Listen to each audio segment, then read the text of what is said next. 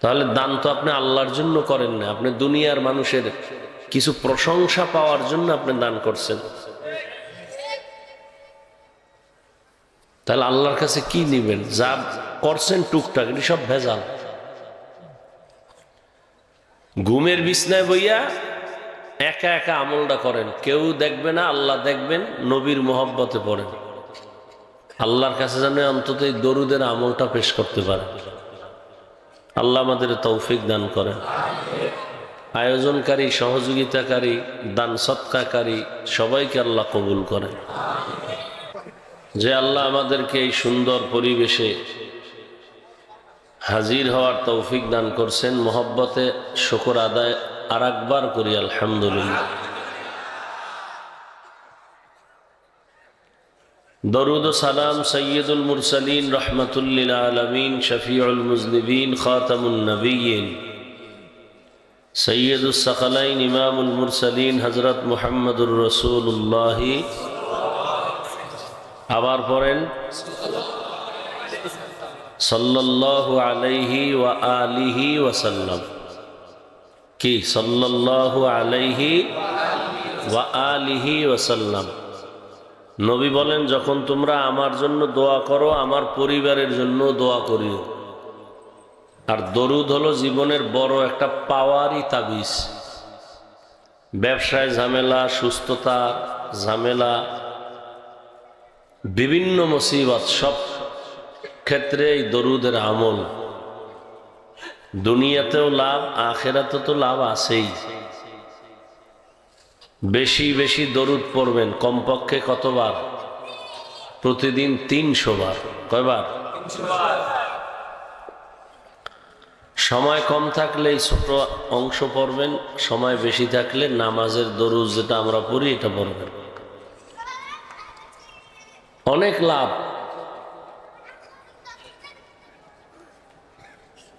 আপনি তাবিজ নিবেন, মানুষের পিছনে দৌড়াবেন, ওই টাকা তো আপনার জন্য গজব, যেই টাকায় আপনাকে জেলখানায় নেবে। ওই টাকা তো বরকতি টাকা না। হালাল ভাবে অর্জন করেন, বরকত বেশি হবে। আমগো দেশে গরু বেশি না কুকুর বেশি? কুকুর। একটা গরু বাচ্চা দেয় কয়টা? কুকুর দেয় কয়টা? 5টা ধরেন নাকি? কুকুর জবাই হয় কিরকম?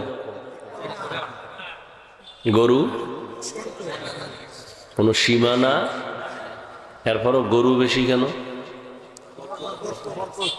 বরকত তো আমরা কম, আপনারা তো আল্লাহরে মানেন না, আপনারা কেন বরকত বলবেন? আপনারা যুক্তি দেন, হুজুর গো পছন্দ করেন না, বোকা বলেন, বুদ্ধি নাই। আপনাকে এত বুদ্ধি ভাইয়া পরে, আপনারা বুদ্ধিজীবী। তাই বুদ্ধিজীবী দিয়ে এবার আমাকে জবাব দেন।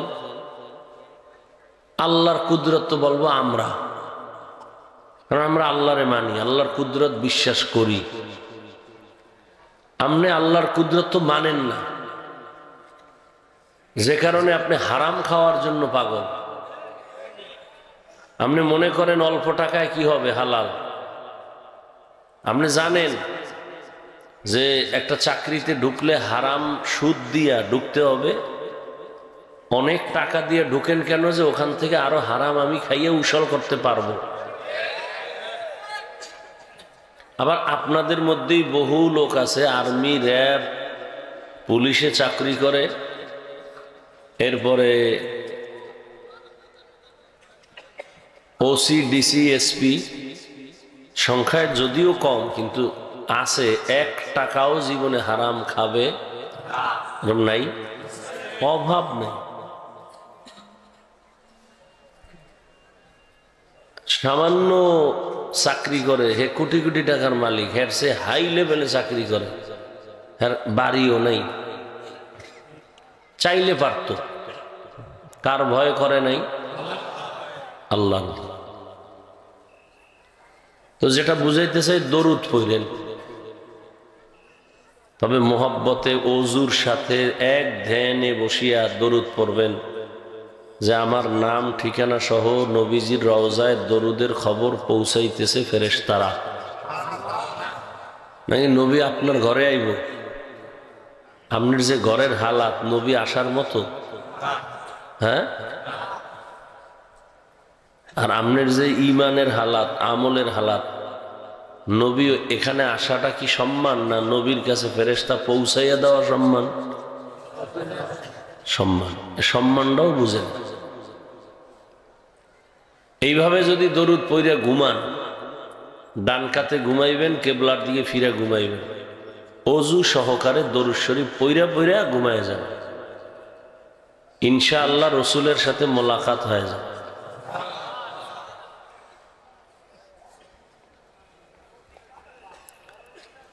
আমাদের মধ্যে কোরআন আর রসুলের আদর্শ ছাড়া আর কিছুই নেই। টাকাও নাই, বাড়িও নাই, গাড়িও নাই। সম্মান আছে না নেই? টাকার কারণে, বাড়ির কারণে, ক্ষমতার কারণে কিচ্ছু না। কিন্তু দুনিয়ার সব থেকে ক্ষমতাওয়ালার থেকেও সম্মান কম না বেশি? এই দুনিয়াতে বর্তমানে দেখেন তো, ওলামায়ে কেরাম থেকে সব থেকে বড় সম্মানে আর কেউ আছে কিনা? আছে? যেই র্যাবেরে দেখলে মানুষ ভয় পায়, আর্মি দেখলে ভয় পায়, পাওয়ার কত,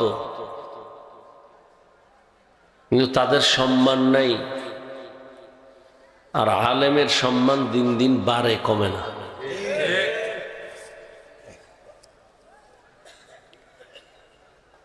এই টাকার দ্বারা হয় না, সম্মান আল্লাহ দেন। আল্লাহর পথে চললে সম্মান বাড়ে। আচ্ছা হুজুর বাদ দেন, আপনাদের লাইনে যারা নবীর আদর্শ মেনে চলে, আওয়ামী লীগ করে, বিএমপি করে, মাদ্রাসায় টাকা দেয়, মসজিদে টাকা দেয়, নামাজ পড়ে, দাড়িওয়ালা, খোঁজ নেন, এগো উপরে কোনো ভেজালও নাই, ঝামেলাও নাই, শান্তিতে আছে, সম্মানেও আছে, শুধু নবীর আদর্শের কারণে। নবীর আদর্শ ছাড়া দুনিয়াতে আর কোনো আদর্শ নাই শান্তি দেওয়ার মতো।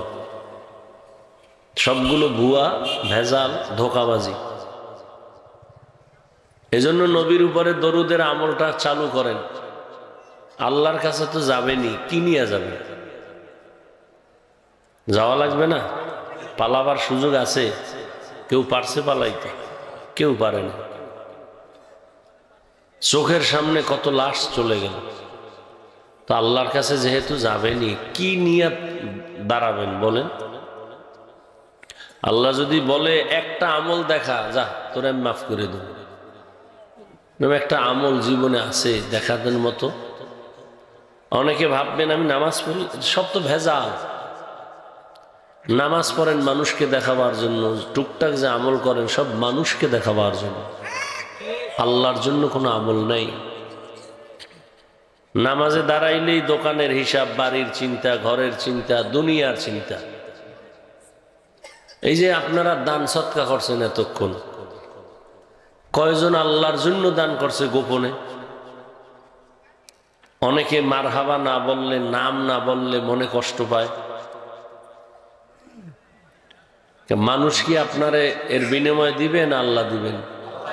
তা আল্লাহ আপনার নাম জানেন না, তা আপনি আবার মাইকে বলতে হবে কেন আপনার নাম? তাহলে দান তো আপনি আল্লাহর জন্য করেন না, আপনি দুনিয়ার মানুষের কিছু প্রশংসা পাওয়ার জন্য আপনি দান করছেন। তাহলে আল্লাহর কাছে কি নিবেন? যা করছেন টুকটাক, এটি সব ভেজাল। ঘুমের বিছনায় বইয়া একা একা আমলটা করেন, কেউ দেখবে না, আল্লাহ দেখবেন। নবীর মোহব্বতে পড়েন, আল্লাহর কাছে যেন অন্তত এই দরুদের আমলটা পেশ করতে পারে। আল্লাহ আমাদের তৌফিক দান করেন।